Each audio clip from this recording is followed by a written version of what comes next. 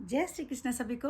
ब्रज 84 कोस परिक्रमा की श्रृंखला में आज मैं आपको छठे दिन की अपनी यात्रा के बारे में विस्तृत जानकारी दूंगी कि हमने कितनी दूरी कहाँ से कहाँ तक की तय की थी। और इससे पहले मैं आपको बताना चाहती हूँ कि जब हम ब्रज 84 कोस यात्रा के लिए घर से निकले थे तो उस समय हमको ये पता नहीं था कि ये यात्रा कितनी आसान है, कितनी कठिन है, इस यात्रा को करने में कितनी परेशानियां आएंगी या सुकून महसूस होगा, कुछ भी हमें मालूम नहीं था। बड़े मन से गए कि पूरे श्रद्धा भाव से गए थे। पर जब इंसान यात्रा तय करता है तो उसको सबसे पहले अपनी शारीरिक फिटनेस का अवश्य ध्यान रखना चाहिए कि आप शारीरिक रूप से फिट हो कि नहीं हो। वो तो ईश्वर की कृपा है कि हम लोग सुबह योगाभ्यास कर लेते हैं और मेरी जो छोटी बहन है वो भी हमेशा 5-6 किलोमीटर हमेशा पैदल चलती है और उसके साथ साथ प्राणायाम भी कर लेती है। तो इस बल पे हम लोग इस यात्रा को कर पाए। पर अगर आप बिल्कुल पैदल नहीं चलते हैं और आप योगाभ्यास वगैरह भी नहीं करते हैं तो फिर यह यात्रा थोड़ा कठिन हो सकती है। जब भी आप कभी पैदल यात्रा पे निकलें तो पहले आप कम से कम 3-4 महीने और अधिक से अधिक 6 महीने तक प्रैक्टिस करें चलने की, पैदल चलने की। अगर आप हिमालयी पहाड़ियों की तरफ, उत्तराखंड की तरफ यात्रा की सोच रहे हैं तो आपको कम से कम पैदल चलने की आदत डालनी चाहिए। पहाड़ियों की तरफ भी चलने की आदत होनी चाहिए और नहीं तो कम से कम प्लेन में आप कम से कम पर डे 5 से 7-8 किलोमीटर तक पैदल चलिए, तब जाकर आप इन यात्राओं को करने में सक्षम हो पाएंगे। नहीं तो अगर हम घर में आराम से बैठे हुए हैं और अचानक हम ऐसी यात्रा करते हैं तो यह यात्रा करना उतना आसान नहीं है। तो हम लोग तो इतना चलते फिरते हैं, सुबह मॉर्निंग वॉक भी करते हैं, उसके बाद योगाभ्यास भी करते हैं, कम से कम 2 घंटे पर डे अपने पर लगाते हैं। उसके बावजूद भी हमको भी काफ़ी कठिनाई का सामना करना पड़ा, क्योंकि जब हम चलते हैं तो धूप लगती है, आपके कंधे पे हर समय बैग है तो उस बैग का वजन होता है तो इंसान थक जाता है और कई बार बीच में टूट भी जाता है कि अब कैसे आगे, अब एक कदम नहीं बढ़ाया जा रहा है, पैरों में छाले आ गई, अब नहीं बढ़ा जा रहा है। लेकिन एक दृढ़ विश्वास और भगवान के प्रति पूरा दृढ़ विश्वास रखना ज़रूरी है। आपका जब दृढ़ विश्वास होगा और साथ में आप मोटिवेट होते हो और लोगों को देखकर और परिक्रमा वासियों को देखकर, वृद्ध लोगों को देखकर कि ये लोग कर रहे हैं तो हम भी कर सकते हैं, तो उसके साथ साथ आपको शारीरिक फिटनेस का ज़रूर ध्यान रखना चाहिए। मेरा मेन मोटिव यही है ये सब कुछ बताने का। तो चलिए आज हम छठे दिन की आपको परिक्रमा बताती हूँ कि हम कहाँ से कहाँ तक पहुँचे थे। तो हमने जो डीग गांव था तो डीग गांव आते आते 69 गांव पार कर लिए थे। तो ये राजस्थान में पड़ रहा है। तो डीग गांव में हम पहुँचे थे, फिर हमने रात्रि विश्राम वहीं किया। तो उस दिन हम 2:30 बजे के आसपास, सुबह की 2:30 बज रही थी, तो 2:30 बजे को हम लगभग निकले थे।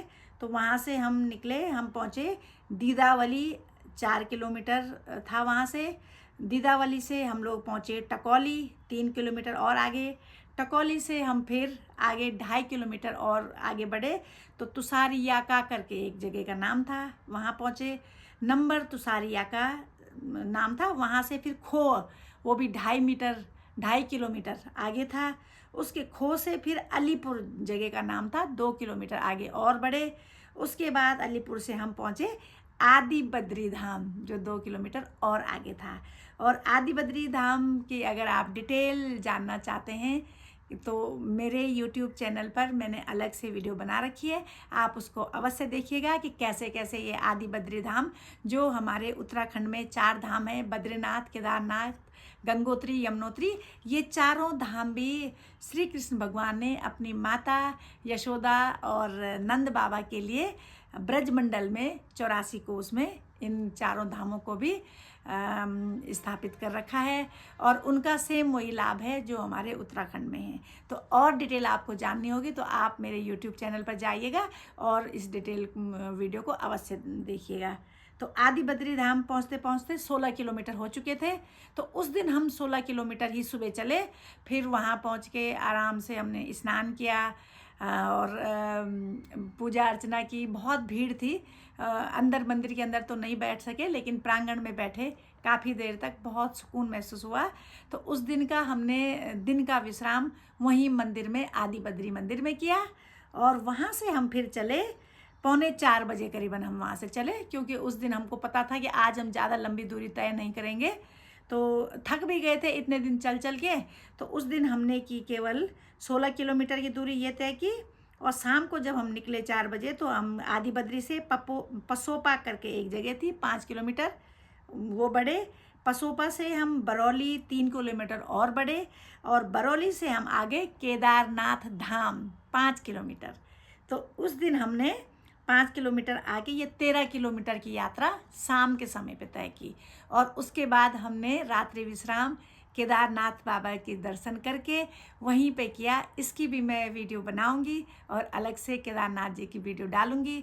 वहाँ पर थोड़ा सा चढ़ाई है, कुछ सीढ़ियाँ ऊपर चढ़ के पहाड़ी नुमा एक आकार है। भगवान ने बिल्कुल पहाड़ यहाँ पर बनाए थे, या उनको आह्वान किया था, वो यहाँ पे पहुँचे थे। हिमालय जैसे पहाड़, छोटे से पहाड़ बने हैं।